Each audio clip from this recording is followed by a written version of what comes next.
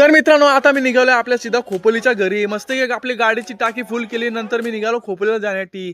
कारण की आपल्या इथे होणार होतं अय्यप्पा स्वामींचं एकदम 53 अॅन्युअल फंक्शन सेलिब्रेशन. चला तर मस्त की ह्या सेलिब्रेशनचा आनंद घेऊया.